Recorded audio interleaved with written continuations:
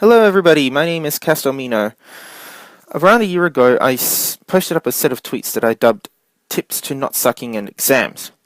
It has been a while, and if you know my Twitter feed, it's been caught under a huge deluge of tweets. So I thought I'd revisit it in an audio format as opposed to a physical format. Note that if you read the initial tweets, this will either be reworded or in a different order. So why would you want to listen to me? Well, I did 7 years of university, and I also hated exams. These are little hints and tips that I picked up to do with motivation, to do with working out what you need to study, and on the day of the exam. So here we go. Tips to not sucking in examinations. Tip 1. Always attend the last lecture or seminar of the semester. This is always where lecturers and teachers go through the exam. Good luck finding parking space because everybody will be attending these lectures, but make sure you get there. Because these are the lectures that, they go through what is in the examination. So make sure to take notes and take it down with as much detail as possible. Second tip, go back through your notes throughout the semester. This ties in with the first one because your notes throughout the semester will only get you so far, but in order for you to know what you need to especially cover, that's where the notes that you got from the last lecture come in. If you try to study everything again, it's just too much. You will hurt your brain and you will forget everything as well. So target what you really need to nail down. Assignments are also, if you don't have that information, go through your assignments. Your assignments also contain information that is useful for your exam. Tip 3. Motivation is vital for your preparation. This is a very, very topical one. I found that over the past few weeks, I've had people talking about, I am so unmotivated to study. I am so unmotivated to study. So here's some ideas to try and get you to incentivize studying and to also just try to get you through that mental block. The first point, find something in the unit that you enjoy. Always start with something you enjoy.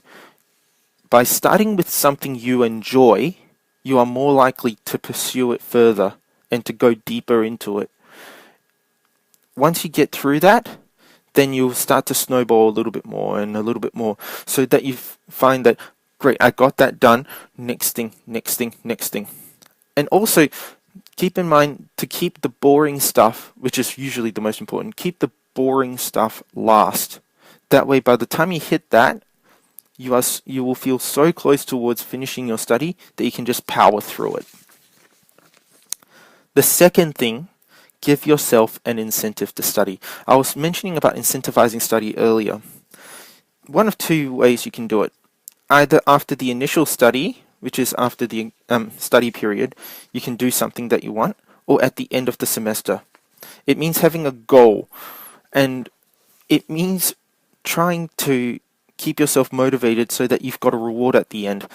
It might be after the study period, you might go, right, I'm going to go have some chocolate. I want to go and do something that I enjoy. I want to try and do, I might want to go out and do a bit of shopping. Alternately, you can do the end of the semester. For that one, you can do it slightly larger because this is after your examinations.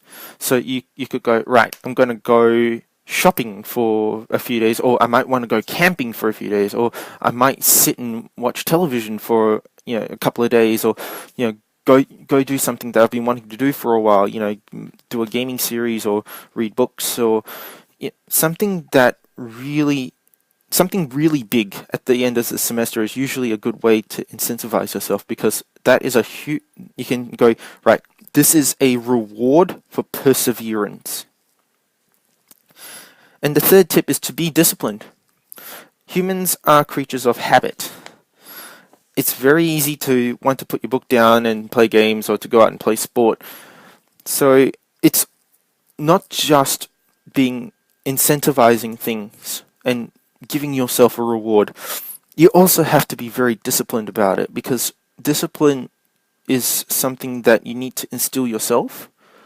And by doing that, you will then go, right, I'm going to do this much this day, I'm going to do this much this day, and if you stick to it, you should be fine. Get a study buddy. That's a great one as well to help you out. And this just helps you get a routine in place. The other thing is, and this will link into the next tip, which I'll go straight into now. Talk to your lecturers if you do not understand anything. That is important because your lecturers earn a wage by teaching.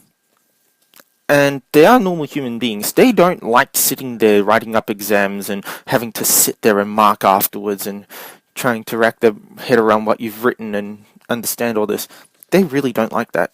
So if you don't understand something, go talk to them or email them about saying, hey, I'm from your lecture, I don't understand this, can you please explain it to me in simpler terms, or I don't understand that, what exactly are you talking about?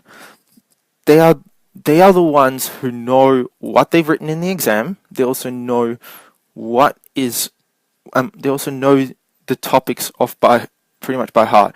The idea is to get them to explain to you anything that you don't understand. This is what they're also paid for. And they're more than happy to. So take advantage of what they know to give you ideas on how to study for all these different things.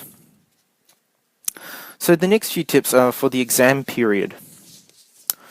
Tip number 5. Never, ever, ever, ever, ever have a cram night. It is so easy to go, right, I'm going to cram all this stuff and we'll try and get through it. I found that it doesn't work. To me, it's the worst possible thing you could do. You can spend 12 hours of no sleep, high caffeine, and try to cram, but it is a lesson in futility. Cramming gets you nowhere. You will just feel frustrated and annoyed as well as underprepared. What you will be better off doing is, rather than cramming, work your way through all your topics slowly at your own pace rather than trying to cram, because your lack of sleep will make things worse for you, and you also run the risk of falling asleep during the exam, which is really bad because don't forget, you've only got 2-3 hours to get your work done. The last thing you want to do is to fall asleep.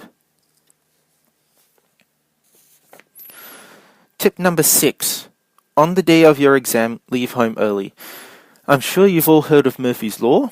Murphy's Law states that everything that can go wrong will go wrong. This applies to a lot of events in life, especially you will find exam periods. Leave nothing to chance. Leave early. Aim to get to uni earlier than usual. I'll give you an example. Once I was in my exam period and I left home really, really early to get to my campus to make sure that I was there early enough. And when I got into the exam room and we were all starting to do our reading time, a huge group of students just walked in. What had happened was that these students were caught behind a whole bunch of traffic because there was a car accident. And that car accident put them way behind schedule. So leave nothing to chance. Something is bound to happen. It also gives, by getting to university early on the day, it also gives you time to settle down, because you'll be so hyped up from, oh gosh, today's the day of the exam. What am I going to do? What am I going to do? I've got to remember this and this and this and this and this. What it does is that by getting there, you will know, right, I'm here.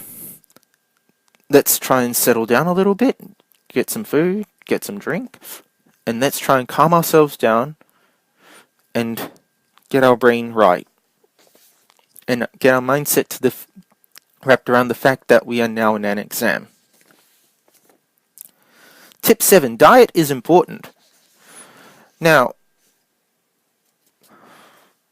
This is going to be a little bit difficult to explain because this is something that I've been taught over quite a while. Everyone's diet is going to be a little bit different, but avoid taking too much sugar before you go into an exam.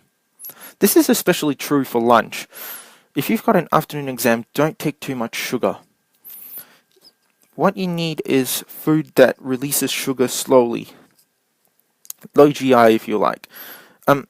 That way, you don't get a giant sugar crash when you enter the exam and feel really, really low. It won't help your mood, and it will also stuff up your thought processes. So, do think about what you eat and drink. And the other thing is, most of the time with the examination rules, you will be allowed to bring in a bottle of water. Bring that with you, because there's nothing worse than feeling thirsty when you're in the middle of a 3-hour exam. Speaking of which, the next tip, use your toilet breaks. You are actually allowed to go to the toilet. In my experiences and in what I've learned, when you sit down, your blood actually pulls up around your hips and your feet. By going to the toilet, you actually have to physically get up off your desk and walk to the toilet, relieve yourself, and then walk back. So what that does is that it also, not only are you relieving yourself, you're also moving your blood around. And that helps your mind, because your brain uses blood as well, because blood carries the oxygen to your brains. So this will help you think better. The next tip, time management is vital in an exam. Now, when they usually release the exam timetables, it usually